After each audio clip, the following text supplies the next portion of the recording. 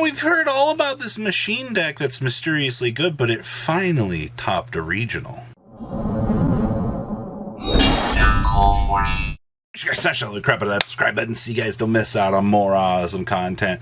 Core TCG's regional breakdown out of this past weekend is here, and I'm kind of seeing a lot of similarities behind these regionals. One regional, you see all of a sudden Phantom Knights are like the biggest determined deck, and then you look at Sword Soul and you see nothing. You come over to this regional at Core and you see, what the heck, there's 4 Sword Soul decks in Top Cut, and that's going to be the same story that we're going to continue to see up through January here. You're going to see this large bounceability between these decks here, where the big decks will continue to bully each other out of the competition. So, 4 Sword Soul in the highest representation here. We had 1 Tri Brigade / Lyrical, whatever you want to call it for this event, which doesn't really surprise me all that much. I'm definitely very happy to see that Tri Brigade is able to function and do well. And it just so happens that this build ended up winning the event was Tri Destiny, which means none of that Lyrical-esque stuff. And then we had, in the Rogue category down here, we had 1 Evil Twin list, which we've seen recently that Evil Twin was kind of making some random pop-ups around the regionals this past weekend, kind of going, ooh, piece of candy. TCG Player even made like a little article talking about the different ways that you can explore and play this deck. And then we had 1 Prank Kids. Now, I don't know if you guys have like kind of kept up with things in like the lower tiers, but Prank Kids has been showing up a little bit more often recently, and I just think a lot of people threw the deck away, and a lot of people didn't want to explore the options here, but where I'm sitting, it's kind of interesting, actually. Prank Kids, kind of viable. And then we had Machina FTK. Now, the list that we're going to talk about here in this video isn't super optimized. I'll talk about the things that you'll want to change here, but you're probably like, whoa, Machina FTK? Yeah, let's go take a look at those deck lists, shall we? First list we actually have up here on the screen for you is Kobe NG's first place finish. So this is going to be your Tri Brigade Destiny package here, where you actually end up making the Bear Broom, then you use the effect to destroy Phoenix Enforcer over here to pop the Bear Broom instead of climbing up into something like an Apollosa or something to make sure that you can trigger. Search for the Revolt. Most of your boards usually end in involvement of something plus destroy Phoenix Enforcer with Revolt in pretty much your best scenarios. The thing that we've just kind of have realized the more that we've kind of messed around with this variant, Tintin was originally on this variant, the thing I got told was you feel like you have a lot of inconsistency points here, because Cat is a choke point for this unless you have like the Karis to like gas up and pedal to the floor anyway to combo. But I feel like at the end of the day, when this deck, at least this particular build, wants to brick, you don't have a lot of good option points for this. One other interesting thing down here, this is the first time that I've seen Alpha popping up in a couple weeks, actually.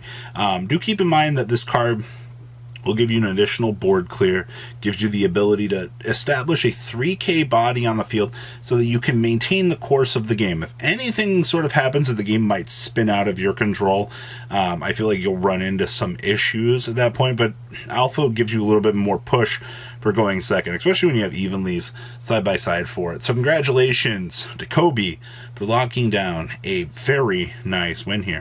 Next up is Sword Soul. Now, you know what I see here? I don't see any of that 10E stuff. So this is no fun allowed, Sword Soul.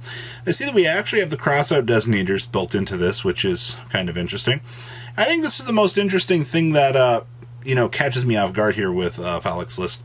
The fact we're playing Gold Shark that allows us to banish something like a Blackout, or it gives us the option to banish an Emergence here. You guys all know that these all have an effect of, if this card is banished, you can apply the effect. So these give you the level modification, and the trap actually gives you a token generation so that you can climb up and build easier boards. And I think that that's one thing that I don't personally like this in this build, but Phallic has had a lot of success with this over the course of their events, and that's definitely something I guess worth mentioning. We're also seeing the original number 100. You want to go back into a time capsule here. Talk about old. Man, oh man. Seeing number 100, seeing play in this deck is kind of hilarious to me. This is some of the earliest stuff that the OCG was doing to, do the number 100 OTK through Dragongabong. So outside of that, nothing too crazy about this, but this is another option tree for, I guess, interesting variants that you can mess around with for Sword Soul. Next up here is Praying Kids. Now, keep in mind that this deck has been on the back burner for so long in this format, ever since we lost the Meow Meow to 1 here. Meanwhile, the OCG is just enjoying the crap out of this deck. They're having a good time here. A lot of players toss this deck aside. A lot of people were like, no, there's no point in playing this anymore because, with the loss of Meow Meow, now you're like more a combo-oriented deck. Well, where I'm sitting right here, it looks like we're still finding success with this, and that's not a bad thing, ladies and gentlemen. TC Boo is a heck of a card, man. Locking each player into, one type. Guess what? Thunder, Pyro, Rock, Aqua. The only real confliction you have down here is the fact that Battle Butler here ends up being Thunder.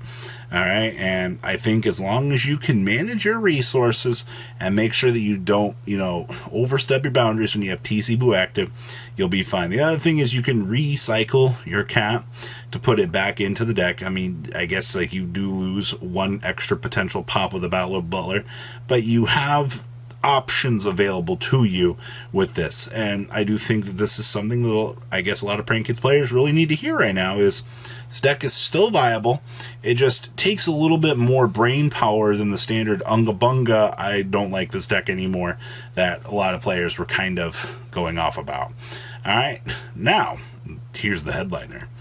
This is Ruin Force, the deck. So for those of you that don't know, this was 5th place. Ruin Force here cannot be normal summoner set. Must be special summoned from your graveyard by banishing machine monsters from your graveyard whose total level equal 12 or more. Hi. 12, 12, 12. Now, these were actually supposed to be 2 more copies of Draconis here, and they couldn't actually get them in time. So they had to do what they could do to get in another machine monster that met the requirements to be bypassed via reasoning and Monster Gate. So a typical hand with this deck is you'll probably mill to the Mary. Well, you're definitely going to mill to the Mary.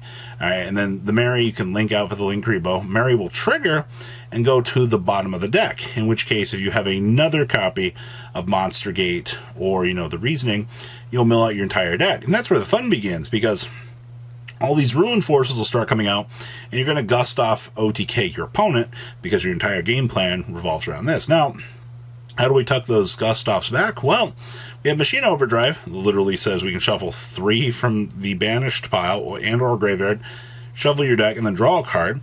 Or we can go Akashic Magician and then regenerate a gust-off max. It depends on how many hand traps that the opponent can open up. Now, I'm not going to lie to you, at the end of the day, this deck has a lot of bricks. So many of them. Alright, but when this deck goes, we were messing around with this on Dueling Book the other night. This is some of the most fun that I think that I have had in a hot second playing a deck like this. This should be a callback to looking at some of the original Infernoid builds that were originally showing up, just because, I can mill out an entire deck, and then now you're just dredging with your graveyard. So remember, every one of these level 12 or higher guys here ends up just being a 1 summon for Ruin Force. By the way, 4,600 attack points, by the way. We'll talk about OTKing your opponent in style. They never saw it coming. Next up here is 8th place. This is Robert McCollum's Evil Twin list. And one interesting thing that I've been seeing a lot more of here with these Evil Twin lists is they've been playing the bigger Evil Kill, or Kishi's to kill here. So remember, this thing must be special summoned by attributing 2 link monsters. If this card is special summoned, you can activate this effect. If your opponent controls 3 or more cards, they send all cards to the graveyard, so they control only 2 cards.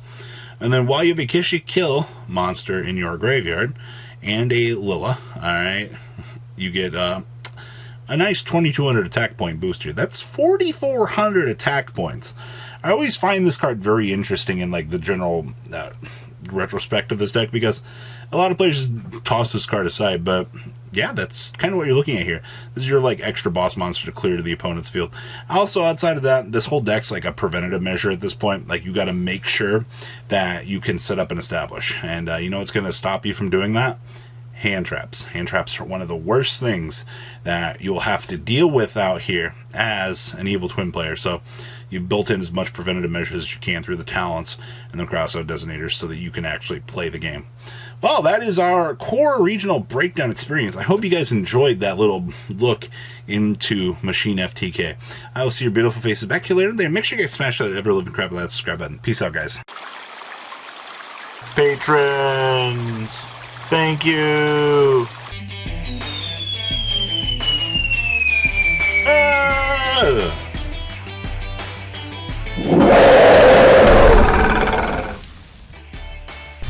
Thank you so much for watching. Check out these other videos.